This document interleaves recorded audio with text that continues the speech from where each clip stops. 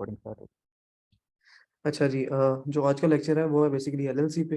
LLC क्या होती है? एलएलसी होती है यूएस बेस्ड कंपनी। ठीक है, यूएस में काफ़ी ज़्यादा स्टेट्स होती हैं और हमने वहाँ पे कंपनी बनानी होती है। हमें कोई भी बिजनेस अगर हमने करना है, चाहे वो अमेजोन है, ईबे है, एड्स है, शॉपिफाई है, वॉलमार्ट है, कोई भी बिजनेस है ना, हमें उसके लिए कंपनी लाजमी चाहिए होती है। और ये काफ़ी, ये समझ लें एक बेस होती है। काफ़ी लोग होते हैं कि इसमें वर्चुअल एड्रेस लगाते हैं। हम और आगे बहुत सारी चीज़ें हम आगे कवर करते हैं इंशाल्लाह इस लेक्चर में। तो हमजा बेसिकली मेरा टीममेट है और ये इंशाल्लाह ताला आज आपको हर चीज़ के बारे में बताएगा कि कंपनी कैसे बनती है, क्या उसका प्रोसीजर है और हर चीज़ के बारे में। तो जी हमजा, अभी आप अस्सलाम स्टार्ट कर सकते अस्सलाम वालेकुम। अभी मैं स्क्रीन शेयर करके जो है आपको इंट्रोडक्शन तो फैज़ान ने आपको दे दिया, तो मैं आपको स्क्रीन भी शेयर कर देता हूँ, साथ में जो गाइडेंस है वो भी साथ साथ बताता हूँ। यानी कि जैसे फैज़ान ने बताया कि यूनाइटेड यूएस में जो है वो डिफरेंट स्टेट्स होते हैं। यूके में जो है वो सिर्फ हम एंटिटी रजिस्टर करते हैं, क्योंकि वहाँ पे यूके में जो है वो डिफरेंट स्टेट्स नहीं है। यूएस में डिफरेंट स्टेट्स होती हैं, कुछ टैक्स स्टेट्स हैं, कुछ होती हैं, कुछ स्टेट्स में हमें जो है वो टैक्स पे करना पड़ता है। तो उसके यार अकॉर्डिंग फिजानवी आवाज भाई की तरह वो ना खुद ही देख लिया।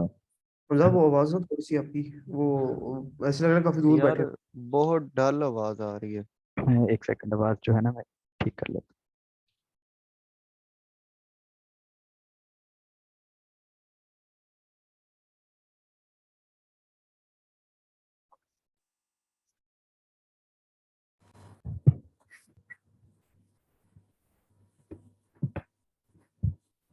अब आवाज़ क्लियर?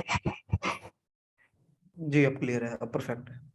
ठीक है। हाँ, जैसे मैं ये बता रहा था आपको कि एलएलसी रजिस्टर जो हमने यूएस में कोई भी हमने आपने यानी कि बिजनेस स्टार्ट करना है, ऑनलाइन बिजनेस, चाहे वो अमेजोन पे करना है, ईबे पे करना है, एटसी पे करना है, या फिर आपने जो है वो वॉलमार्ट पे करना है, तो उसके लिए जो है वो आपको एलएलसी जो है वो रजिस्टर करना मस्ट होता है आपके लिए।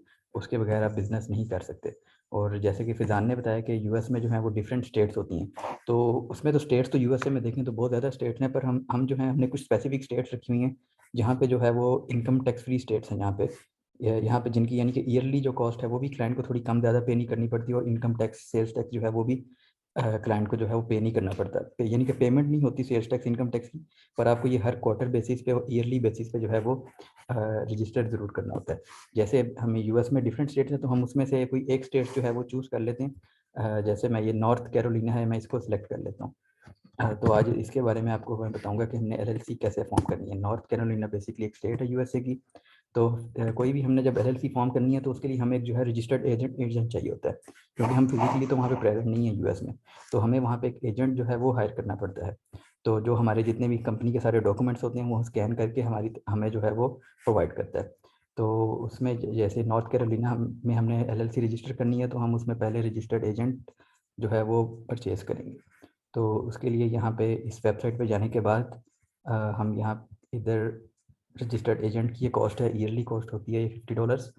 ये हम इधर से जाके परचेज़ कर लेंगे। और कुछ वेबसाइट्स की स्टेट्स होती हैं जहाँ पे हमें एड्रेस भी साथ ही मिल जाता है। रजिस्टर्ड एजेंट के साथ हमें एक यूनिक एड्रेस भी चाहिए होता है। अक्सर प्रोवाइडर्स होते हैं वो जो है आपको यानी कि एलएलसी तो चीप में बना के दे देंगे, पर वो आपको यूनिक एड्रेस प्रोवाइड नहीं करेंगे, और या जो एड्रेस होगा वो 2 महीने 3 महीने का दे देंगे। ये जो हम जो एलएलसी बनाते हैं उसमें एक तो यूनिक एड्रेस होता है, और साथ में जो एड्रेस है वो भी 1 ईयर का होता है। तो आपने इस वेबसाइट पे सिंपल जाके ही अपनी कंपनी की जो है ये नेम वगैरह लिखना है, किस नेम से आपने कंपनी रजिस्टर करनी है, साथ में अपनी कंटेक्ट डिटेल्स दे देनी है, लोकल पाकिस्तानी डिटेल्स, और अकाउंट वगैरह सेटअप करके न्यू अकाउंट बना के जस्ट आपने ये इधर से आपने कुछ सेलेक्ट नहीं करना, और पेमेंट अपना कार्ड पुट करके आपने एजेंट जो है यहाँ से परचेज़ कर लेना। उसके बाद जो है ये जब आपका एजेंट परचेज़ हो जाएगा, तो जैसे पहले आपको बताया कि कुछ वेबसाइट्स में जो है एजेंट की सर्विसेज होती हैं, और साथ में आपको एड्रेस भी देते हैं। किसी में आपको जो है एड्रेस नहीं मिलता, जैसे नॉर्थ कैरोलिना में हमें एड्रेस नहीं मिल रहा, तो उसके लिए हमें जो है वो अलहदा से जो है वो एड्रेस परचेज़ करना होता है। उसके लिए डिफरेंट वेबसाइट्स हैं। लाइक मैं एक वेबसाइट पे आपको जाके दिखा देता हूँ। ये Anytime Mailbox, browse US locations.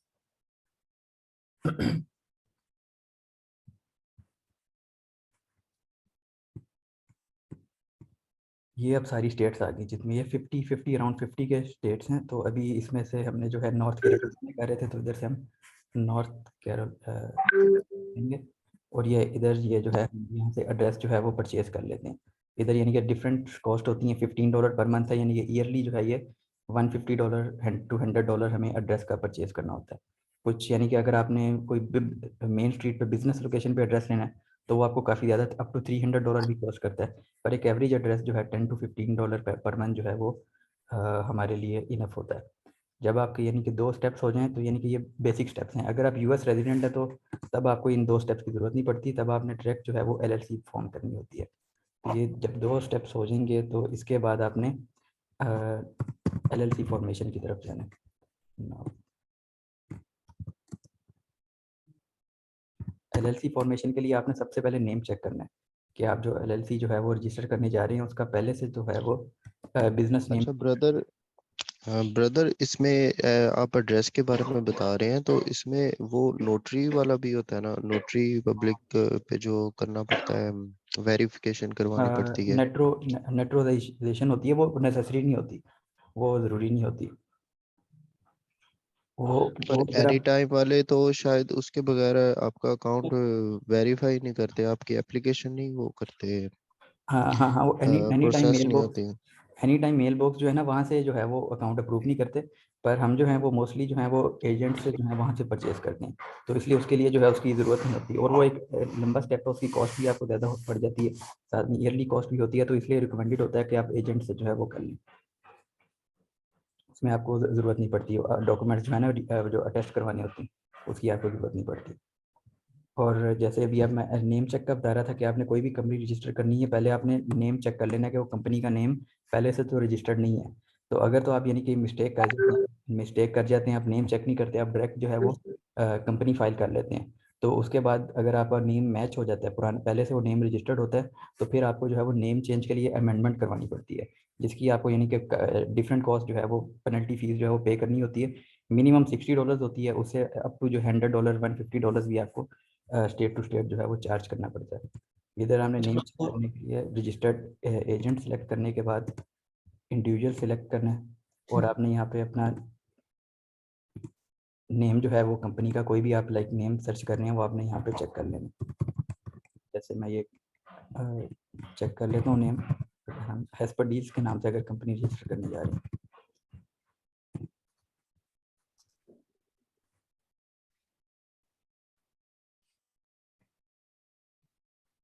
ये देखिए, ये मैंने कंपनी का नेम सर्च किया, ये यहाँ पे 0 रिजल्ट्स आ रहे हैं।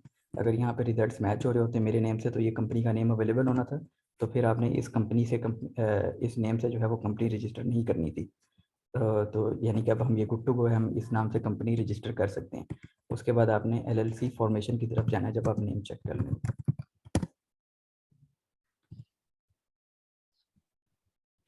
डिफरेंट के ऊपर स्पॉन्सर्ड वेबसाइट्स भी आ रही होती हैं, कोशिश करें कि आप स्पॉन्सर्ड की तरफ ना जाएं, क्योंकि ये बिल्कुल न्यू वेबसाइट्स होती हैं, ये एसईओ वगैरह करके एड्स चला के जो है वो टॉप पे आ रहे होते हैं, तो इसलिए आपने जो डाउन जो रिजल्ट्स होते हैं आपने वहाँ पे जाना है। जब आप इसकी यानी कि एलएलसी फॉर्मेशन में जाएंगे तो इसमें डिफरेंट टाइप्स की कंपनीज होती हैं, आपने कॉर्पोरेशन रजिस्टर करनी है, पार्टनरशिप पे करनी है, या लिमिटेड लाइबल कंपनी करनी है। इसमें से जो है जो सी कंपनी रजिस्टर करना चाहते हैं, मोस्टली एलएलसी हम रजिस्टर करते हैं, तो उसके लिए आपने एलएलसी पर जाके फॉर्मेशन जो है उसका प्रोसेस करना है। इन्होंने यहाँ पे नीचे जो है वो सारी फीसेस भी बताई हुई हैं, ये जो आपको फीसेस पे करनी होती हैं। उसके अलावा ये आपका यहाँ पे एलएलसी फॉर्मेशन का प्रोसेस है। इधर जाके आपने जो है वो एलएलसी फॉर्मेशन जो है वो उसको आपने सेटअप जो है अपना बिगिन कर लेना, क्योंकि अभी मैं करंटली जो है कोई कंपनी रजिस्टर नहीं कर रहा, मैं आपको बस ओवरव्यू एक इसका बेसिक जो है ओवरव्यू दे रहा हूँ। यानी कि अभी तक मैंने आपको 4 स्टेप्स बता दिए हैं। पहले आपने एजेंट जो है वो बाई करना है, एजेंट के बाद आपने यूनिक एड्रेस बाई करना है। अगर आप थोड़ा पैसे बचाने के चक्कर में जाते हैं कि यूनिक एड्रेस बाई नहीं करते, यानी कि यूनिक नहीं करते, कोई रैंडम सा एड्रेस बाय कर लेते हैं, तो उसमें आपको फ्यूचर में जाके आपका अमेजोन अकाउंट ब्लॉक हो सकता है, वाइज अकाउंट में इशू आ सकता है, तो इस वजह से रिकमेंडेड होता है आप ज़्यादा पे करने पर यूनिक एड्रेस परचेज करें, और किसी जो है वो जो सर्विस प्रोवाइडर होता है जो उससे ज्यादा कितने डॉलर तक परचेज करें? दोबारा से क्वेश्चन आप रिपीट किएगा। जी मैं कह रहा हूँ कि आप कह रहे हैं ज्यादा का परचेज कर लें, ज्यादा कितने डॉलर तक होना चाहिए वो मैं बताता यूनिक हूँ एड्रेस? यार, हर हर कंपनी का ना, हर स्टेट का डिफरेंट चार्जेस होते हैं हर एड्रेस के। ठीक है, अब काफी एड्रेस होते हैं, कोई 50 का होता है, कोई 100 का, काफी स्टेट में वही 150 का 200 का होता है। ठीक है, तो वो स्टेट टू स्टेट वेरी करता है।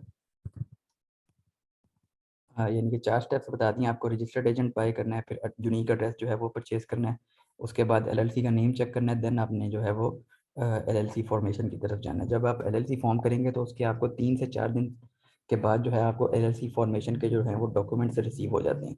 उसके बाद आपने सिंपल ये जो है EIN होता है, एम्प्लॉयर आइडेंटिफिकेशन नंबर, इसके लिए अप्लाई करना है। EIN रजिस्ट्रेशन SS4 फॉर्म होता है, इसको आपने 3-4 दिन में फॉर्म हो जाती है ब्रदर? जो आप LLC जो रजिस्टर करते हैं ना, जो आपको जब LLC फाइल करते हैं तो उसका जो आपको एड्रेस आना होता है LLC का, वो आपको 3 से 4 दिन में रिसीव हो जाता है, 3 to 4 बिजनेस डेज में। एक मिनट का मैं थोड़ा सा बताता हूँ, एक मिनट को जरा।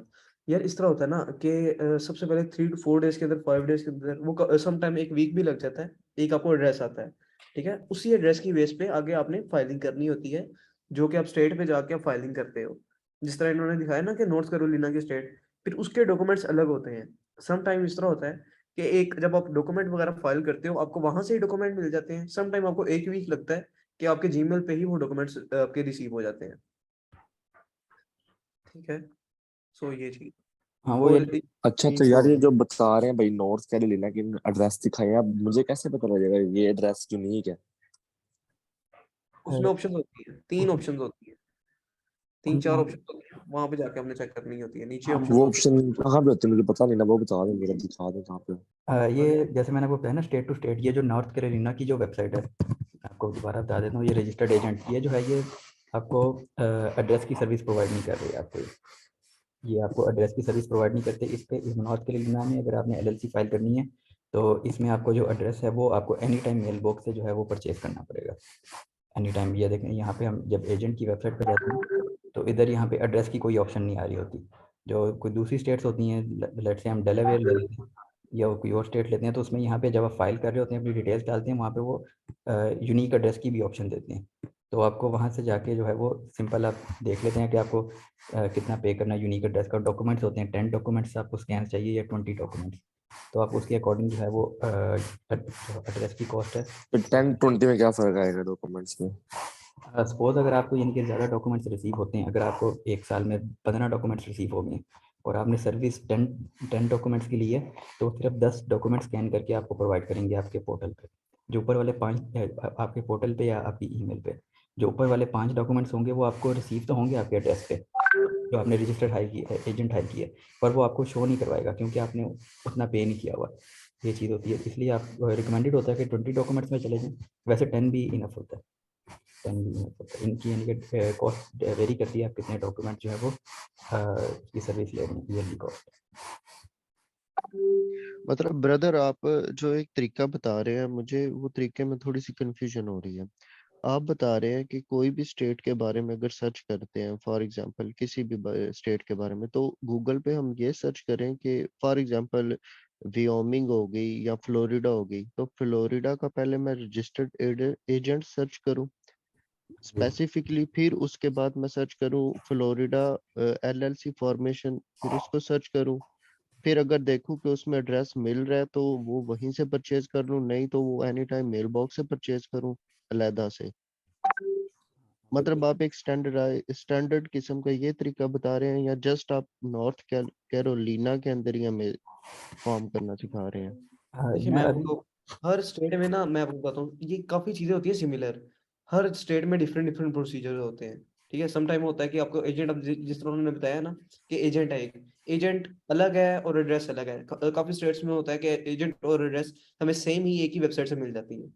ये हर चीज स्टेट टू स्टेट वेरी करती है। अब आप अगर हम यहाँ पे फाइलिंग कर रहे हैं ना नॉर्थ कैरोलिना में, इसके अलावा अगर हम किसी और स्टेट में जाएंगे उसका थोड़ा सा प्रोसीजर अलग होगा, लेकिन 70% सिमिलर चीजें होती हैं। सो हर स्टेट को हम कवर भी नहीं कर सकते। यार अब इधर कोई प्रैक्टिकल दिखा दें ऐसी स्टेट का जिसके अंदर हम वहां से अभी अगर एजेंट के साथ ही बाय कर लें। अभी LLC कोई है नहीं थी बनाने वाली, नहीं तो मैं आपको लाइव एक बना के दिखा देता, वो कोई इशू वाली बात नहीं। अभी क्योंकि ये नॉर्थ कैरोलिना, ये भी यानी कि इसमें कॉस्ट कम आती है, इसकी जो ईयरली कॉस्ट है वो कम होती है, तो इसमें पर सेल्स टैक्स वगैरह थोड़ा सा पे करना होता है वैसे, पर ये अच्छी स्टेट है। अगर आप यानी कि इनिशियल कॉस्ट जो है ना, ईयरली कॉस्ट वो सेव करनी है, तो यानी कि अभी आपको मैंने 4 स्टेप्स का पहले भी बता दिया। उसके बाद जब आपके पास LLC डॉक्यूमेंट्स रिसीव हो जाते हैं तो उसके लिए आपने EIN नंबर जो है उसके लिए अप्लाई करना है सर। EIN नंबर की बेस पे ही जो है वो आपका अमेजोन अकाउंट भी बनेगा, बिजनेस अकाउंट, वाइस का बिजनेस अकाउंट, पेनिर जो बिजनेस अकाउंट है वो EIN के बेस पे बनेंगे। आपने यहाँ पे EIN रजिस्ट्रेशन SS4 इसको आपने लिख के जो है ये फॉर्म ओपन कर लेना है। ये SS4 एप्लीकेशन फॉर्म है। ये नंबर यहाँ पे आपने LLC की सारी अपनी डिटेल्स पुट करके, और इसमें जितनी भी ये सारी रिक्वायर्ड फील्ड हैं ये सारी आपने जो है ये फिल आउट करनी होती हैं। लाइक इधर ये टाइप ऑफ एंटिटी पूछ रहे हैं, तो आपका अदर में जाके, आपका यहाँ पे नहीं मैच हो रहा तो आपने अदर में जाके यहाँ पे ई-कॉमर्स बिजनेस लिख देना। इसी तरह ये आपसे स्टेट पूछेंगे, स्टेट बता दें, अपनी फॉरेन कंट्री बता दें, आप कहाँ से हैं, पाकिस्तान से हैं। और ये SSN मांग रही हैं, ITIN EIN मांग रही हैं। तो हमारे पास ये जब तीनों चीज़ें नहीं है, ज़ाहिर बात है, अभी हम EIN के लिए अप्लाई कर रहे हैं तो आप यहाँ पे फॉरेनर लिख देंगे। इसी तरह ये आपने यहाँ पे इस this application limited liable company yes कर दें आप यहाँ पे। If yes then enter a number of LLC members, कितने मेंबर्स हैं आपने यहाँ पे LLC के मेंबर जो हैं वो यहाँ पे आपने लिख देने हैं। मेंबर्स कौन से एलएलसी के? एक हम ही है मेंबर? मेंबर हाँ क्या जी, होता है? और अगर पार्टनरशिप पे LLC होगी तो वो 2 आ जाएंगे, 3 लोग हैं तो यहाँ पे 3 मेंबर्स आ जाएगा। एक एलएलसी कितने बंदे यूज करते हैं टोटल? हाँ, 16 मेंबर होगा उनका। सोलो मेंबर मोस्टली जो तो है वो ये सोलो ही होता है। अगर कोई 2 लोग हैं पार्टनरशिप में तो वो फिर पार्टनरशिप पे LLC ओपन करते हैं, तो उस केस में यहाँ पे 2 आएगा, वैसे यहाँ पे 1 नहीं आता है। वो पार्टनरशिप पे यूज करेंगे तो दो अकाउंट पे एक ही एलएलसी चल जाएगी? नहीं, अकाउंट एक ही होता है सर बट वो तो आपकी अपनी मर्जी है ना, आप जिसको मर्जी दे दो एलएलसी। वैसे एक प्रॉपर फाइलिंग के तौर पर जब आपने एक पीछे सोलो लिखी है ना, सोलो ड्रेस, अपने अपने एलएलसी अपने जब पीछे फाइलिंग वगैरह भी की है, आपने वहां पे सोलो लिखा है। अगर आपने पीछे सोलो लिखा है तो आपने यहाँ पे भी सोलो लिखना है। वो आपकी अपनी मर्जी है, आप जिसको मर्जी दो। यूज तो एक ही मतलब एक बंदा एलएलसी लेके तो वो आगे भी दे दे, आगे भी दे दे, इस तरह तो फिर काफी बंदे एक एलएलसी यूज करेंगे एक जिस तरह आप एलएलसी बता रहे हैं। पे अमेजोन का अकाउंट बन सकता है, एक एलएलसी पे एक ही ईबे का अकाउंट बनेगा, एक चीज बनती है। हाँ, वो तो सिर्फ पार्टनरशिप की बात थी। वो यहाँ पे सोलो ही होता है, आप इसको यहाँ पे मिक्सअप ना करो, आप यहाँ पे 1 ही रहने दो, सिंगल मेंबर ही रहने दो आप इसको। उसके बाद आप नीचे आ जाओ, यहाँ पे रीज़न पूछ रहे हैं, रीज़न फॉर अप्लाइंग। तो इसमें से अगर आपकी जो रीज़न आपकी मैच हो रही है तो आप वो सिलेक्ट कर दो। अगर पर मोस्टली जो है, क्योंकि हमने ई-कॉमर्स बिजनेस करना है तो यहाँ हम अदर सेलेक्ट करके यहाँ पे हम लिख देंगे we are going to start an e-commerce business. और हाईएस्ट नंबर ऑफ एम्प्लॉयज़, यहाँ पे हमारे कोई एम्प्लॉयज़ नहीं है तो यहाँ पे 0 आ जाएगा सारा। हम 0 सेलेक्ट कर देंगे, इस फील्ड को एम्प्टी छोड़ दो। और इधर जो है आपने यहाँ पे थर्ड पार्टी, ये भी आपने इसको एम्प्टी छोड़ना है। जस्ट आपने यहाँ पे अपने सिग्नेचर करने हैं और डेट एंटर कर देनी, और साथ में अपना नाम आपने लिख देना है। और आपने जो USA का जो हमने कॉन्टैक्ट नंबर बाय किया होता है, क्लाइंट ने हमें प्रोवाइड किया होता है, वो यहाँ पे हम उसका कॉन्टैक्ट नंबर, टेलीफोन नंबर लिख देंगे। और ये जो फैक्स नंबर होता है ये फैक्सिंग सर्विस होती है। ये इसके यानी कि 10 चार्जेज होते हैं अलहदा से, हमने ये बाय की होती है क्योंकि हमने डॉक्यूमेंट जो है वो रेगुलरली बेसिस पे जो है फैक्स करने होते हैं क्लाइंट्स के। वो EIN फॉर्म्स हो गए या दूसरे डॉक्यूमेंट्स हो गए, वो फैक्स करने होते हैं। यहाँ पे हम अपना फैक्स नंबर पुट करके इस फॉर्म में जो है LLC डॉक्यूमेंट्स भी अटैच करेंगे, जितनी भी रिक्वायर्ड फील्ड्स हैं, ताकि हमें कोई इशू ना आए। तो उसके बाद हम इसको फैक्स कर देते अच्छा अच्छा, ये भाई ये फैक्स नंबर आप कहाँ से हम परचेज करेंगे इसका? हैं। फैक्स नंबर उसकी डिफरेंट वेबसाइट्स हैं। जैसे लाइक मैं दिखा देता हूँ आपको, ई फैक्स सर्विस दिखा देता हूँ।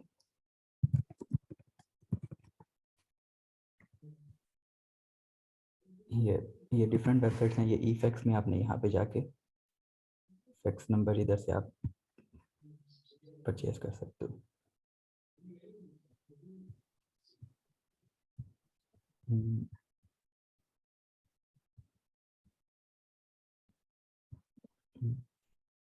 यहाँ पे प्लान, हाँ ये इसके प्लान्स आ गए हैं। ये यानी कि मंथली बता रहे हैं, ये $16 है, ये $20 है। ये इनकी कॉस्ट होती है, ये आपने परचेज़ करना होता है। तो ये हमने यानी कि परचेज़ किए होते हैं हमारे पास, क्योंकि ऑलरेडी होता है, हमने फाइलिंग करनी होती है। तो ये हमने परचेज़ किया होता है, इसके थ्रू जो है हम वो फैक्स करते हैं और हमें यहाँ पे जो है वो डॉक्यूमेंट जो है वो रिसीव भी हो जाता है। यानी कि ये स्टेप है। बाकी उसके अलावा जो है मैं बाकी अच्छा, तो एक वो आप एजेंट कह रहे थे, एजेंट आपको यूएसए का नंबर देगा, ऐसे ही कहा है आपने ना? जहाँ पे जो नंबर लगाना है, हमने फैक्स नंबर के नीचे जो ऑप्शन थी एक नंबर वाली, हम, वहां अच्छा, पे हमें जब हम एजेंट रजिस्टर्ड करेंगे तो वही हमें यूएसए का नंबर देगा, ऐसी बात है? हाँ वो एजेंट भी प्रोवाइड करता है। वैसे हम जो है खुद भी स्काइप का या वाइप का नंबर जो हम्म है वो परचेज कर लेते हैं।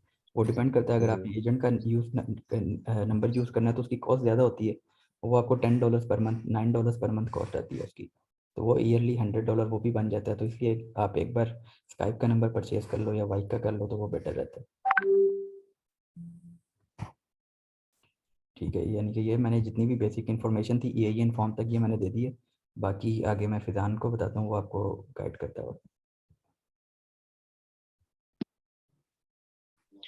अच्छा हमजा भाई, अगर आप एक बात बता दें कि ये तो आपने एक मैनुअल तरीका हमें बताया कि हम मतलब क्या ये बेसिकली क्या प्रोसेस क्या क्या एक स्टेप्स होते हैं एक एलएलसी फॉर्मेशन के अंदर, ये आपने बताया।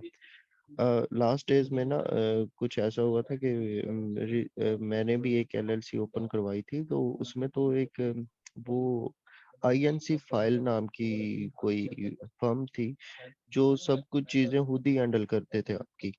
तो उसके बारे में कोई आइडिया है आपको कि वो हाँ क्या प्रोसेस या वो तरीका ठीक है या मतलब ये तो वो तो बिल्कुल ही उसमें तो ये सब कुछ करना ही नहीं था पड़ा। हाँ, वो इंक फाइल है ना, वो अपने सर्विस चार्जेस ले लेते हैं। उसका मुझे आइडिया है, उस वेबसाइट का इंक फाइल है, उस वेबसाइट का नाम। वो यानी कि अपने सर्विस चार्जेस ले लेते हैं, आपने सिर्फ उनको जो है वो पेमेंट करनी होती है, अपफ्रंट पेमेंट। वो मुझे आइडिया नहीं है कितने चार्जेस लेते हैं। वो आपने उनको एक बार अपफ्रंट पेमेंट करनी होती है, और वो आपका सारा प्रोसेस जो है वो आपको करके दे देते हैं। वो पर वो सिर्फ जो है ना आपको ईआईएन तक जो है ना आपको प्रोसेस करके देंगे। उसके आगे जो है वाइज अकाउंट्स, बैंक अकाउंट जो है, अमेजोन अकाउंट्स, वो आपको क्रिएट नहीं करके देते। हम जो है ये साथ में जो है ये वाइज और अमेजोन अकाउंट भी क्रिएट करके देते हैं।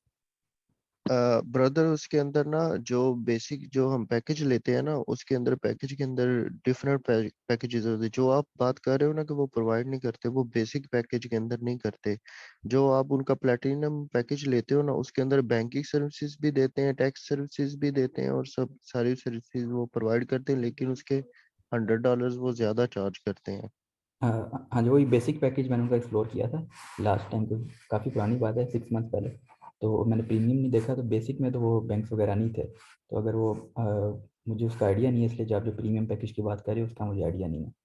असलाम भी हम ना जो पाकिस्तान में 90% बनाते हैं ना एलएलसी, वो हम प्रॉपर मैनुअल बनाते हैं। हम खुद सारे काम करते हैं, एजेंट्स वगैरह वो हम प्रॉपर वो हायरिंग नहीं करते। वो करते हैं कि जो समझ लें कि यूएस बेस वगैरह में होते हैं, ठीक है, जो खुद कहते हैं कि वो काम से जान छुड़वाते हैं ना, वो कहते हैं कि डायरेक्टली यही सारा कुछ कर दें। अब यहाँ पे अब लेट्स सपोज कि अगर हमसे कोई बनवाता है ना, वो हम समझ लें कि उनके लिए एक एजेंट है। हमने ही उन्हें अमेजोन के अकाउंट बना के देने हैं, वॉइस के अकाउंट बना के देने हैं, प्रॉपर एजेंट हमने हायर करना है, एड्रेस वहां से हमने लेना है, देन जाके फाइलिंग भी हमने खुद करनी है, डॉक्यूमेंट्स वगैरह हर चीज वो हमारा काम होता है। ये दो तरीके होते हैं, जो एक आप बता रहे हो और एक हम बता रहे हैं। जो आपके वाला है वो यहाँ पे पाकिस्तान में कोई 90-95% लोगों को पता भी नहीं होगा उस चीज का। मतलब हमजा भाई से बस क्वेश्चन मेरा ये था कि वो भी एक लेजिट हाँ जी तरीका हाँ जी, ही वो है ना तरीके कि वो भी लेजिट है, वो भी लेजिट है, वेबसाइट लेजिट है। उसमें इशू कोई नहीं आता, अगर आप वहाँ से करवाते हैं तो उसमें भी इशू कोई नहीं है, लेजिट वेबसाइट है वो। बेस्ट हो गया ब्रदर, समझ आ गया मुझे। ठीक है। अच्छा फैजान भाई, एक चीज़ थी कि जो एलएलसी हमने फॉर्मेशन करनी है, इससे हमें क्लाइंट से कौन कौन से डॉक्यूमेंट रिक्वायर होंगे, ये बता दें जरा हमें। जो क्लाइंट से डॉक्यूमेंट हमें रिक्वायर्ड होते हैं ना, वो सबसे पहले एक हमें उनका आईडी कार्ड नंबर होता है, एक आईडी कार्ड चाहिए होता है। आईडी कार्ड पे वो भी हमें आईडी कार्ड उनका वो कोई पिक्चर नहीं चाहिए होती। अगर वो डायरेक्ट हमें एड्रेस अपना नेम वगैरह बता दें तो फिर भी बेहतर होता है, लेकिन वो हमें क्लाइंट्स होते हैं वो डायरेक्ट हमें अपना आईडी कार्ड ही सेंड करते हैं। जो उनका एड्रेस होता है वो हम वहाँ से कॉपी करते हैं और उनका नेम खाली कॉपी करते हैं। एक हमें ये चीज़ चाहिए होती है। दूसरा हमें एक जीमेल चाहिए होता है उनसे, ठीक है, जो कि उनका एक न्यू जीमेल, हम रेफर यही करते हैं कि एक न्यू जीमेल हो, ताकि जो डॉक्यूमेंट्स वगैरह हो वो कहीं भी मिसप्लेस वगैरह ना हो।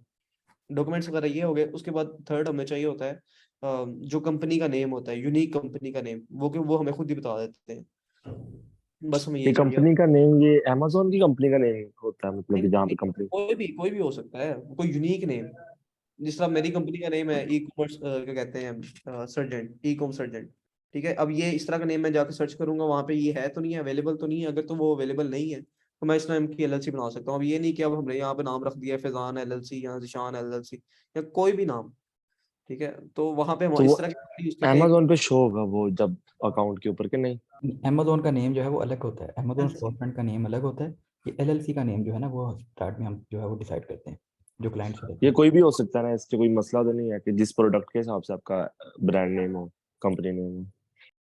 यार हाँ बस एक चीज आपको बता दी कि एक यूनिक नेम हो, चाहे वो आप जो मर्जी रखो, शीदा मीदा जो मर्जी रख लो, ठीक है। वो तो ठीक है फिर साहब, लेकिन अपने जो प्रोडक्ट फैजान रख करनी सकते है हैं। उसके हिसाब से करनी है। यार मैंने आपको बताया है किसी चीज के हिसाब से। आप आपका अगर दिल करता है कि आपने लेट्स सपोज आप एक कंपनी बना रहे हो, ठीक है, जहाँ पे अपने प्रोडक्ट्स वगैरह सेल करनी है, ठीक है। अब वहां पे अपने हिसाब से कोई ई कॉमर्स टाइप नाम रख लो, कोई यूनिक सा जो आपको आपके दिल को सूट करे। इसमें कोई ये नहीं होती, कोई रिस्ट्रिक्शन नहीं होती कि आपने जरूरी नहीं है कि आपने वही इस तरह का ही नाम रखना है, आप कोई भी नाम रख सकते हो। ई कॉम सर्जेंट रख सकते हैं नाम। हाँ हाँ रख सकते हो आप, वो ऐसी फाइल हुआ चलो हुआ मैं वही रख लूंगा। हाँ ठीक है, ये मैंने EIN फॉर्म तक बता दिया। उसके बाद जो है वो वाइज अकाउंट्स, बैंक अकाउंट्स होते हैं और अमेज़न अकाउंट्स होते हैं, उसके बारे में वो हमने अप्लाई करने होते हैं। तो उसके बारे में जो है अभी वो कल उसका लेक्चर वो होगा। अलग चीज है, बाकी वो अलग चीज है, ये बस कंपनी है, बस ये इतना ही है। ओके। बाकी आपके और भी कोई क्वेश्चंस हैं तो वो भी पूछ लें आप इसके रिलेटेड। इसमें मैं थोड़ी सी ना वो जो प्रॉब्लम्स हैं वो मैं बता देता हूँ, जो प्रॉब्लम्स वगैरह काफी आती हैं। पहली चीज, जब आप एक एजेंट हायर करते हैं ना, पहले लगता था पाकिस्तान का वो बैंक कार्ड लग जाता था। अब पाकिस्तान का बैंक कार्ड वो एक्सेप्ट नहीं करता। ठीक है, अब वाइस की जो सबसे पहले जो अपने जो एजेंट आपने हायर करना होता है ना, उसके लिए आपको वाइस का कार्ड चाहिए या कोई यूएस बेस्ड कार्ड चाहिए जहां से आपकी पेमेंट वगैरह डिडक्ट हो सके। ठीक है। दूसरी चीज इसमें एक मसला ये आता है कि अगर आपने गलती से भी एड्रेस वगैरह या कोई नेम वगैरह आपने गलत लिख दिया ना, तो आपको अच्छी खासी एक पेनल्टी उसकी पड़ सकती है। या सम टाइम इस तरह होता है कि अगर अभी रिसेंटली यहाँ पे एक इब्तिसाम भी है हमारी क्लास में, तो उनकी एक एलएलसी थी, जिसका नाम हमने सर्च भी किया था, अमीन एलएलसी था, बट उसका नेम हमें कहीं पे भी शो नहीं हुआ। ठीक है, अब हमने एक एलएलसी फाइल की, AMEENS, खाली एक एस ज्यादा था। ठीक है, तो हमने उसको फाइल कर दिया, फाइल किया तो बट जब हमने फाइलिंग हो गई तो फिर हमें एक मेल आ गया कि जी आपकी ये एलएलसी ऑलरेडी 2000 पता नहीं 2021 में किसी ने फाइल की हुई है, तो काइंडली आप इसका नेम चेंज करें। तो $65 मुझे खुद से भरने पड़े, और वो फिर मैंने नेम उनका चेंज किया। इस तरह भी हमें काफी इशूज। अच्छा, ये जो वाइज का काउंट कह रहे हैं, ये भी ये अब कहाँ से, ये भी वो थैंक यू फैजान एजेंट भाई, देगा? Thank you. ये आपकी एलएलसी के बेस पे ही बनेगा। ये कुछ ये बनाते बाद हैं में ऐसे। बनाएंगे? हाँ, ये बाद में बनता है। ये एन जो आपको एक नंबर आता है उसकी उस तरह का ही होता है, ये एक ये नंबर मिलता है आपको, उसकी बेस पे बनता है ये आपका वाइस अकाउंट। और जो EAN नंबर है, इसमें सम टाइम इसमें हमारा कोई हाथ नहीं होता। EAN ये बेसिकली गवर्नमेंट के हाथ में होती है ये चीज। और सम टाइम हमें इस तरह होता है कि जो EAN नंबर है वो 20-25 डेज में आ जाता है, क्योंकि ये जनवरी से लेके अप्रैल तक होता है फाइलिंग का टाइम। ठीक है, इसमें 45 डेज इतने लग रहे हैं नॉर्मली। सो इसमें हमारा कोई हाथ नहीं होता कि जिस तरह ही वो हमें मिलता है तो आगे हम अपने क्लाइंट को वो चीज दे देते हैं। अच्छा फैजान भाई, जो EIN नंबर का जो फॉर्म हमने देखा है SS4, तो ये हमें मैन्युअली फिल करना होता है कि हमें प्रिंट निकलवा के फिल करना है, कि कंप्यूटर में फिल कर लेंगे ये हम कंप्यूटर में ज्यादा ही बेहतर? कंप्यूटर में ही हम फिल करने, उसमें ऑप्शन होती हैं प्रॉपर लिखने की, आप वहां पे राइट करके आप फिल कर सकते हो।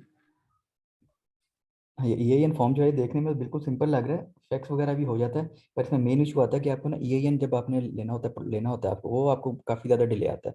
उसके लिए वो जैसे फिजान ने बताया, अक्सर हमें 20 से 25 दिन में रिसीव हो जाता है। अगर नहीं होता रिसीव तो उसके लिए हमें फिर जो है ये, क्योंकि गवर्नमेंट का डिपार्टमेंट है, इसको हमें कॉल्स करनी पड़ती हैं। और ये पूरे USA का एक ही डिपार्टमेंट है, ये स्टेट टू स्टेट नहीं है, पूरे USA का एक ही डिपार्टमेंट है। और इस पर अगर आप कॉल करते हैं EIN नंबर के लिए, कॉल हमें करनी पड़ती है, तो उसके लिए आपको काफ़ी ज़्यादा जो है ना होल्ड करना पड़ता है, आधा घंटा पौना घंटा, कभी कभार तो मैं 1.5 घंटा भी मैंने कॉल पे जो है ना वो लाइन पे रहता हूँ। उसके बाद जाके वो कॉल पिक करते हैं, फिर वो आपको बताते हैं कि आपका EIN नंबर जो है अभी डिले है, कितनी देर में आ रहा है। फिर हमें इसमें रीफैक्सिंग भी करनी पड़ती है, अक्सर जो है 2-2 बार रीफैक्स भी हमें करना पड़ता है, फिर जाके हमें यह डॉक्यूमेंट रिसीव होता है। एक एलएलसी में काफी इश्यूज आते हैं, दिखने में थोड़ी सी आसान चीज लग रही है, बहुत ज्यादा मसले मसाइल आते हैं। ठीक है, हम खुद आसान कहाँ से लग रही है, हर चीज अलग अलग जगह से उठानी है। एग्जैक्टली एक एजेंट उठाना है, फिर उसके बाद उसको वाइज अकाउंट, वो चलो वो तो बात से काम है। उसके बाद उसका कैसे भाई ने स्टेप बताए थे 4 भाई, जरा दोबारा रिपीट करना प्लीज। हाँ पहले एजेंट, हाँ, जैसे फिर उसके बाद फर्स्ट जो है आपने एजेंट लेना है, उसके बाद आपने यूनिक एड्रेस परचेज करना है। थर्ड स्टेप में आपने जो है वो LLC का नेम चेक करना है कि वो उस नेम से LLC पहले से जो रजिस्टर्ड नहीं है। फिर उसके बाद जो है वो आपने LLC फाइलिंग करनी है। देन लास्ट में आपने EIN नंबर जो है उसके लिए अप्लाई करना है फॉर्म के थ्रू SS4। अच्छा मतलब यहाँ पे मैं थोड़ी सी चेंजिंग करूंगा। जो नेम सर्च है ना, मेरे ख्याल से जो नेम सर्च है वो सबसे पहले आना चाहिए, फर्स्ट स्टेप ही वो होना चाहिए। और जो आपका नेम है वो आपका एजेंट पे भी आप वही नेम रखें, और एलएलसी पे है वो भी आप वही सेम नेम रखें तो बेहतर है। हाँ नेम चेक, बल्कि ये ठीक कह रहे हैं फिजान, नेम चेक आप फर्स्ट पहले कर लेना तो ये बेटर रहता है। क्योंकि अगर आप LLC से पहले करते हैं वो भी ठीक है, पर उसमें यह है कि अगर वो, जब आप LLC से पहले करते हैं तो अगर वो सेम मैच हो गया तो फिर आपको एजेंट का नेम जो है वो चेंज करवाना पड़ता है। तो इसलिए ये नेम सर्च वाला फर्स्ट में स्टेप रख लें तो ये परफेक्ट रहेगा। अच्छा, हम फैजान भाई के जो है SS4 जो हमें डॉक्यूमेंट मिलेगा, ये हमें सबमिट किसको करवाना पड़ेगा? AI सबमिट किसको कराना है? मैं बता दूंगा ये कौन सा एजेंट है हमें इसको कराना? ये ये बेसिकली टैक्स। जी जी, मतलब बताओ। हाँ, ये IRS डिपार्टमेंट होता है, उनका फैक्स नंबर होता है, उनके हम नंबर पे जो है ये फैक्स करते हैं। तो उनको ये फिजिकली डॉक्यूमेंट हमने पहुंचाना होता है, ऑनलाइन नहीं होता ये, ना मेल के थ्रू। ये फिजिकली डॉक्यूमेंट जो है हमने उनके ऑफिस में डिलीवर करवाना होता है फैक्स के थ्रू।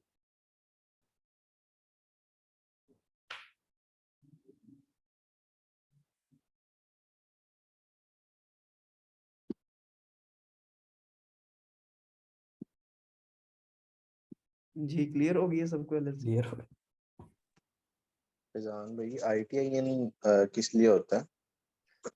यार जो आईटीआई नंबर होता है ना वो बेसिकली होता है सम टाइम, आप देखें जो एक एसएसएन नंबर होता है ना, सोशल सिक्योरिटी नंबर, ये आईटीआई उसकी ही बेस पे आप देखें, जिस तरह आप सोशल सिक्योरिटी नंबर वो होता है जो वहाँ के यूएस के रेजिडेंट होते हैं ना, उनके पास होता है ये नंबर। और काफी ज्यादा ऐसे प्लेटफॉर्म्स है जहाँ पे सोशल सिक्योरिटी नंबर ही आपको अलाउ करता है वो बिजनेस करने के लिए। अगर आपके पास वो नंबर नहीं है तो उसकी जगह पे ही एक उसके समझ लें कि उसी तरह का एक नंबर होता है आईटीआईएन नंबर, तो आप उसकी बेस पे आप अकाउंट वगैरह ओपन कर सकते हैं। ठीक है, पहले इस तरह होता था कि सम टाइम, अब लेट्स सपोज, अब मैं एक इट्स की एक एग्जांपल लेता हूँ। इट्स एक स्टोर है, ठीक है। अब उसमें इस तरह होता है कि सबसे पहले तो वहां पे हमें एक ईएएन नंबर ही इस्तेमाल होता था इट्स का अकाउंट बनाने के लिए पाकिस्तानी डिटेल पे। लेट्स सपोज कि अब हमने एक एलएलसी बना ली, एलएलसी बना के हम ईएएन लगा के उस पे हम अपना अकाउंट ओपन कर सकते थे, ठीक है। बट आगे क्या हुआ कि हमें अब उन्होंने जो इट्से का प्लेटफॉर्म है उसने उसको अपडेट कर दिया। उसने कहा कि जी आप जो ईएन है, ईएन से आपका काम नहीं चलेगा, आगे आप आईटीएन नंबर वो लगा सकते हैं या एसएसएन नंबर लगा सकते हैं, ठीक है। क्योंकि आईटीएन नंबर भी वहाँ के रेजिडेंट के तौर पर ये एक आपको वो पता चल जाता है ना कि ये ओवरसीज है, ठीक है, ये पाकिस्तानी वगैरह है या कोई इंडियन है या कोई बांग्लादेशी है, तो इसने आईटीएन के लिए अप्लाई किया हुआ है, ये यूएस बेस नहीं है, बट स्टिल वो वहाँ पे आईटीएन बेस पे जो आप आईटीएन अप्लाई करते हो ना, वो उनको टैक्स देना पड़ता है इसका अलग से, जो कि यूएस की गवर्नमेंट पसंद करती है। जब आपने आईटीएन वगैरह अप्लाई कर लिया तो फिर आप ये इट्स पे आप अकाउंट वगैरह ओपन कर सकते हो। अगर अब देखें, अब फिर उसने इट्स ने वापस इस चीज को अपडेट कर दिया। उसने कहा कि जी अब आईटीआईएन भी आपका यूज नहीं होगा, खाली एसएसएन ही आप यूज कर सकते हो इट्स का अकाउंट ओपन करने के लिए। तो अब पॉसिबल नहीं है एक पाकिस्तानी या किसी भी क्या कहते हैं जो आउट ऑफ कंट्री है, कोई जो यूएस का रेजिडेंट नहीं है, वो नहीं कर सकता अभी इट्स का काम। उसके लिए सोशल सिक्योरिटी नंबर जरूरी है। सो बस ये है। हाँ एक तो तो ये फैजान भाई, ये सोशल सिक्योरिटी नंबर नहीं मिलता ऐसे हमें ऑनलाइन वगैरह नहीं मिलता? वो मिल ही नहीं, पॉसिबल नहीं है। वो वहाँ के रेजिडेंट होते हैं, खाली उनको ही मिलता है वो। हाँ एक तो ये आईटीएन का ये फ़ायदा कि हम पहले एटसी बना सकते थे, अब एटसी तो ऑप्शन नहीं रहा। तो अभी भी है जो है हम आईटीएन करके हम ईबे का अकाउंट ओपन कर सकते हैं, और साथ में यूएस में जो है हम पेपल और स्ट्राइप अकाउंट जो है वो भी बना सकते हैं। एग्जैक्टली। फैजान अच्छा, भी आप ये हमें ये स्ट्राइप का अकाउंट भी बाद में बनता है IEIN नंबर के बाद? स्ट्राइप स्ट्राइप एक बैंक अकाउंट है, वो अलग चीज है। नहीं तो वो LLC के अंदर नहीं आता? जरूरत नहीं पड़ती उसकी? नहीं नहीं, उसकी जरूरत नहीं पड़ती। जो नॉर्मली जो बैंक अकाउंट चलते हैं वो वाइस और पेयोनियर ही चलते हैं, इसके अलावा बहुत ही कम है। वो बैंक जो बहुत ज्यादा है, ऑप्शंस बहुत ज्यादा है बैंक्स की, बट हम नहीं, यही जिस तरह हमारे जहाँ पे मिजान बैंक, HBL, इस तरह वो वहाँ के हैं? वहाँ के ये डिजिटल बैंक्स, ये डिजिटल बैंक्स हैं, ठीक है। ये वर्चुअल होते हैं बेसिकली, खाली इनकी अच्छा इनकी ये अच्छा। इनकी फिजिकली वहाँ पे अवेलेबिलिटी नहीं है। ये वर्ल्ड वाइड चलने वाले हैं, वॉइस और पेयोनियर। जैसे यहाँ पर वो सादा पे नया पे निकला है, इस तरह ही वहाँ पर बिल्कुल वो ऐसे ही। वर्चुअल बैंक की। एग्जैक्टली। अच्छा फैजान भैया, आप ये बता रहे थे ऑस्ट्रेलिया का बता रहे थे ईबे का अकाउंट वहाँ पर बहुत अच्छा चलता है, तो उसकी क्या स्ट्रेटजी है? उसके लिए ये है कि आपका जो वहाँ पे होता है ना ड्राइविंग लाइसेंस, वो चाहिए होता है। और वहाँ का ऑस्ट्रेलियन आपका जो बैंक अकाउंट होता है वो आपको चाहिए होता है, वहाँ पे ऑस्ट्रेलियन कार्ड चाहिए होता है। उसकी बेस पे आपका ईबे का अकाउंट बनता है। उसके लिए LLC नहीं चाहिए, बस ये दो चीजें चाहिए? नहीं, यही दो चीजें चाहिए। चलो ठीक है। अच्छा फैजान भाई, ये LLC हमने जब अकाउंट क्रिएट करना वहां पे किस तरह इस्तेमाल करेंगे अमेजोन को, हमें वो बताएंगे आप जरा? नहीं देखिए, अब जब एलएलसी आपकी क्रिएट हो जाती है ना, उसके साथ प्रॉपर नंबर्स लगते हैं, नंबर्स आपको मिलते हैं। एक एलएलसी का जी हमारा ये नंबर है, ईएन होता है, वो एक नंबर अलग आता है। जब हमने अमेजोन का अकाउंट क्रिएट कर रहा है ना, उसको हमने प्रोफेशनल पे लेके जाना है। अमेजोन पे दो किस्म के अकाउंट होते हैं, एक होता है इंडिविजुअल अकाउंट, एक होता है प्रोफेशनल अकाउंट। प्रोफेशनल अकाउंट जब आप बनाते हो, वो कहता है कि जी एलएलसी का भी नंबर दें यहाँ पे, और एक ये नंबर है, ये स्पेसिफिक नंबर है, ये दें अगर आप इसको प्रोफेशनल में कन्वर्ट करना चाहते हो, ठीक है। तो उसमें आपकी एलएलसी के ये नंबर और ये ईएन नंबर आपका लगता है, तभी ये प्रोफेशनल में कन्वर्ट होता है, उसके अलावा हो ही नहीं सकता। तो हमें वहां पे इसकी एक नीड होती है।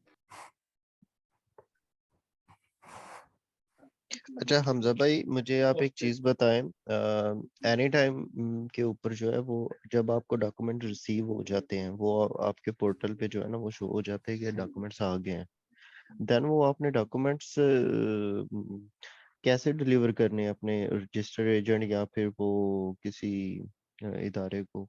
कोई इसका प्रैक्टिकल एक्सपीरियंस आप मुझे बता सकते हैं? वो हम जो है जब एनी टाइम पे हम एड्रेस बाय करते हैं ना, तो हम रजिस्टर्ड एजेंट का जो एड्रेस होता है वो हमें जैसे ही हम रजिस्टर्ड एजेंट परचेज करते हैं, उसका एड्रेस मिल जाता है। तो हम वहाँ पे वो पुट करते हैं, तो वो फिर हमें डॉक्यूमेंट जो है वो रजिस्टर्ड एजेंट के एड्रेस पर डिलीवर हो जाते हैं।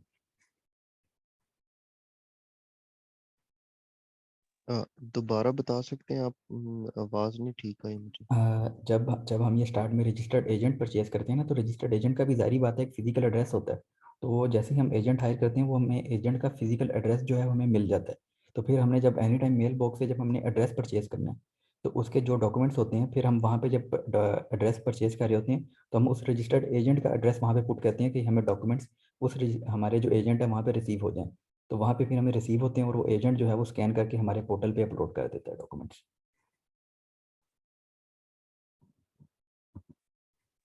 ठीक हो गया। ठीक है, उसके अलावा कोई क्वेश्चन, सब चीज़ें क्लियर हैं इसके बारे में? मुझे थोड़ी सी कंफ्यूजन इसलिए हो रही है कि जो मतलब आप प्रोसेस बता रहे हैं ना, इसमें बड़ी सारी चेंजेस हैं। अगर आप वो जो इंक फाइल का आपको मैंने बताया ना, हाँ जी, हाँ जी। मैं उसमें बता रहा हूँ कि वो रजिस्टर्ड एजेंट की 1 साल के लिए ना आपका रजिस्टर्ड एजेंट फ्री होता है, उसमें आपको पैसे नहीं देने पड़ते। नेक्स्ट ईयर आपको उसके चार्जेस होते हैं। हाँ, वो फर्स्ट ईयर जो है देन इसमें जो है ना, फर्स्ट ईयर कॉस्ट जो है आपको कम आती है इंक फाइल में, क्योंकि वो आपसे जो है ना ठीक। रजिस्टर्ड एजेंट की कॉस्ट नहीं लेते ना, एड्रेस की कॉस्ट लेते हैं, वो फ्री में कर देते हैं। पर जो नेक्स्ट ईयर ऑनवर्ड्स है ना, वो आपसे काफ़ी ज़्यादा डबल अमाउंट चार्ज करेंगे।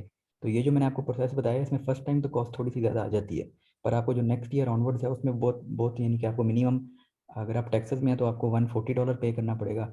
वाइमिंग में है तब भी $140 है। फ्लोरिडा है तो उसमें भी $240 के अराउंड है। तो जो इंक फाइल है वो फर्स्ट टाइम जो है वो तो कॉस्ट कम होती है, वो कस्टमर्स को लेने के लिए ना, कस्टमर्स ग्रैब करने के लिए उन्होंने जी। फर्स्ट टाइम कॉस्ट कम रखी है। तो वो फिर नेक्स्ट ईयर से जो है ना वो पूरी कॉस्ट जो है वो रिकवर कर लेते हैं। मतलब आप फिर यही है कि उसका बेस्ट ऑप्शन कि आप जब फाइलिंग हो जाए, सब कुछ हो जाए, तो अपने रजिस्टर एजेंट को दोबारा आप चेंज कर सकते हैं। आप मतलब इंक फाइल से आप जान छुड़ा सकते हैं। इंक फाइल का मुझे आइडिया नहीं है, क्योंकि वो हम मैनुअली करते हैं वो, क्योंकि हम तो खुद फाइल कर रहे हैं ना, तो हमें तो किसी आगे जो एजेंट है, कोई भी वेबसाइट है जो ये सर्विसेज दे रही है, उसको हायर करने की ज़रूरत नहीं होती। तो इसलिए उसके बारे में सही मुझे है। आइडिया नहीं है, पर मैंने एक्सप्लोर किया हुआ है थोड़ा बहुत, पर इस तरह जो पर्सनली प्रैक्टिकल एक्सपीरियंस नहीं है उसका। मतलब वही बात है कि वो जाहिर सी बात, वो आपको सर्विसेज दे के आपके आपका वो डॉक्यूमेंट सारे वो प्रोसेस सारा कर रहे हैं, तो जाहिर सी बात है उस पे ऑन तो आप कर रहे हो उन चीज़ों को। हाँ जी, ऑन। तो बाद में फिर जाहिर सी बात आप उनको चेंज कर सकते हो। आप हम कोई लाइबल तो नहीं है क्या इंक फाइल से ही नेक्स्ट ईयर हमने उनके रजिस्टर एजेंट ही लेने हैं? मैं पूछ ये रहा हूँ कि नेक्स्ट ईयर से हम जो अपनी कंपनी है वो किसी दूसरे रजिस्टर एजेंट पे कन्वर्ट करवा हाँ, वो सकते वो हैं? तो आप कन्वर्ट कर सकते हो, कन्वर्ट आप कर सकते हो, पर उसमें दोबारा से आपको सारा जो मैंने प्रोसेस बताया, दोबारा ये प्रोसेस आपको करना पड़ेगा। रजिस्टर्ड एजेंट जो है वो चेंज करना पड़ेगा आपको।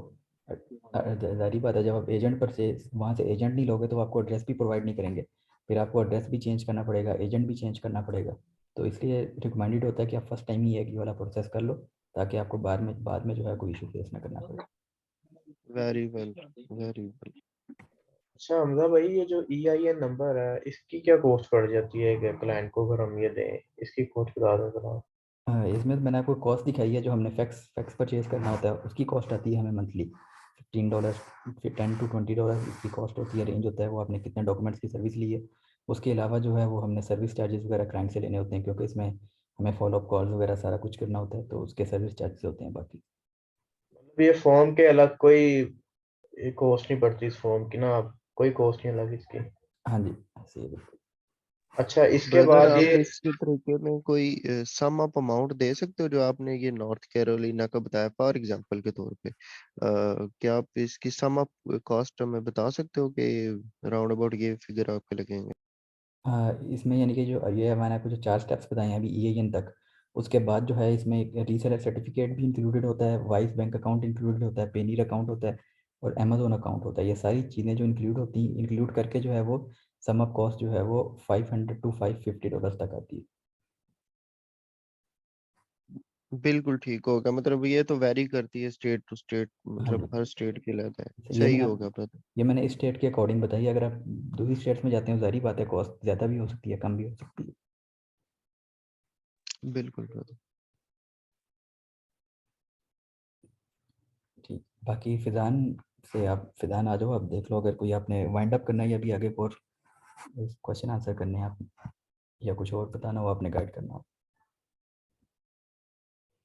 अच्छा वो हमजा भाई, असल एक में सवाल था जो जरा। दूसरा कोर्स था ना, शाहिद अनवर वाला कोर्स था, उसमें वो ऐसे ही बता रहे थे कि जो नॉन रेजिडेंट्स होते हैं ना उनके लिए तो वो माई यूएसए इनकॉर्पोरेशन की वेबसाइट है, अगर मैं उसे ठीक बता रहा हूँ तो वहाँ पे वो सारी सर्विसेज जो है वो पे मतलब उधर ही सारा रजिस्टर एजेंट और सब कुछ, बस एड्रेस का वो कहते हैं कि जी एड्रेस आप जो है वो एनी टाइम से ले लो या किसी और से ले लो, लेकिन वो इनकॉर्पोरेशन आप जो है माई यूएसए इनकॉर्पोरेशन के थ्रू ही आप जो है वो अपनी सारी करवा लो फाइलिंग और फॉर्मेशन वगैरह एलएलसी की।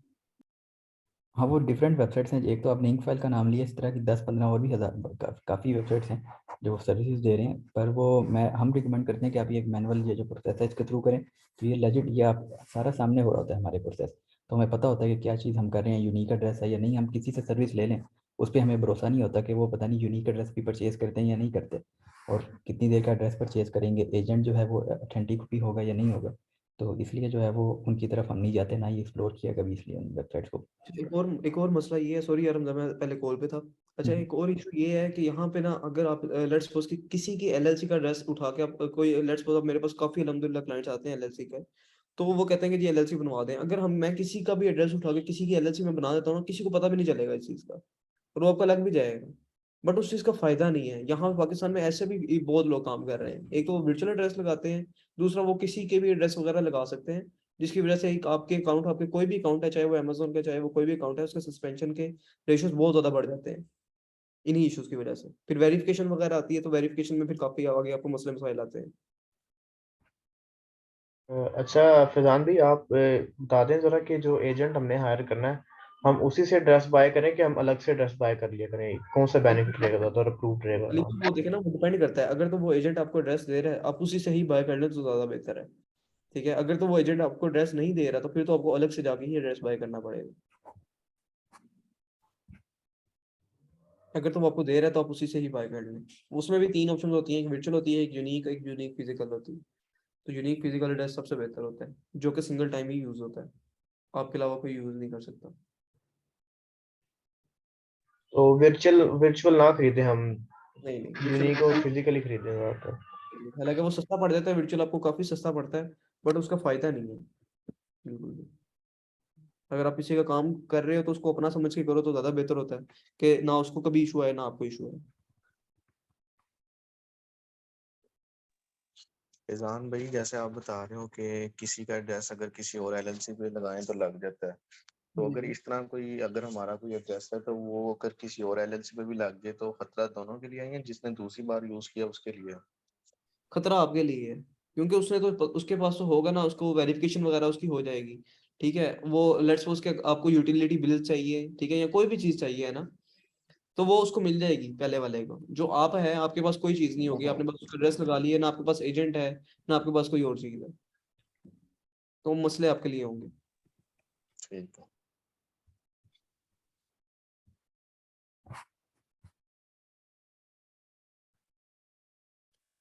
चलो जी, ओके हो गया। बस ये एलएलसी थी छोटी सी हमारी।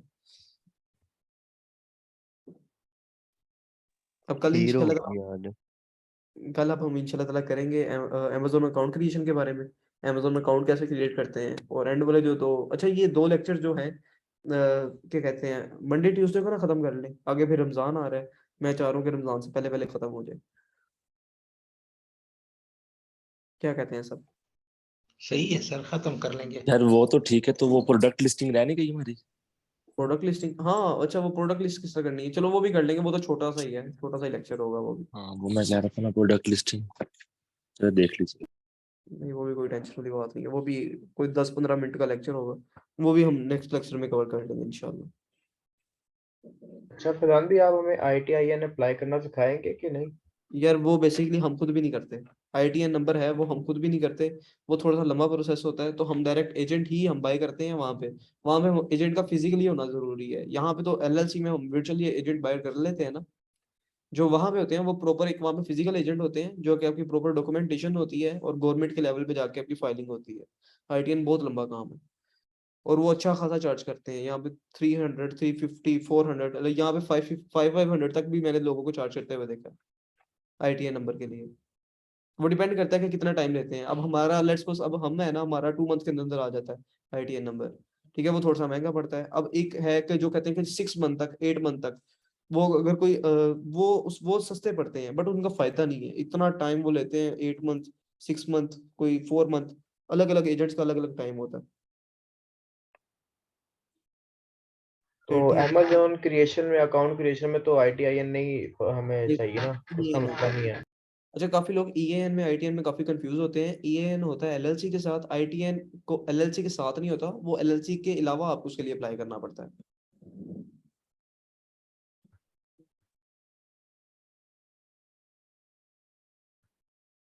शायद ये रेजिडेंट और नॉन रेजिडेंस वाला फर्क है।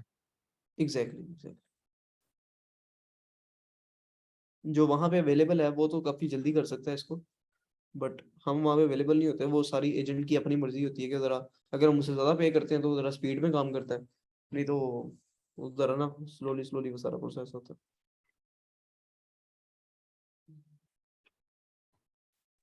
है। अच्छा फरहान भाई, ITN नंबर लाजमी होता है बाय करने के?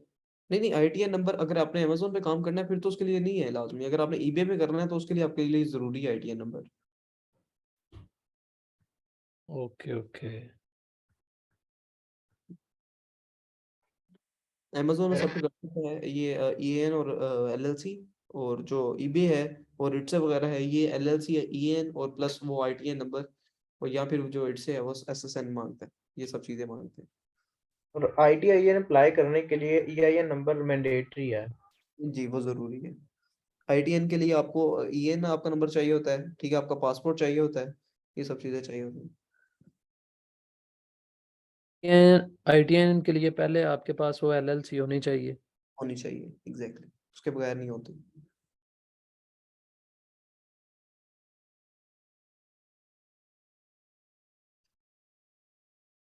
ठीक हो गया अभी? क्वेश्चन सबके क्लियर है? Yes clear. चलिए बेहतर है। क्लियर हो गया फरहान भाई।